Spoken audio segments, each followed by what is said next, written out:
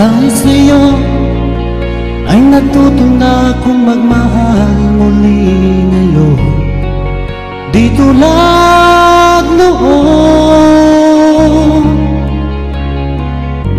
akala ko na wala ng babaeng seryoso sa mundo. Ibinuhay mo ang puso kong bato.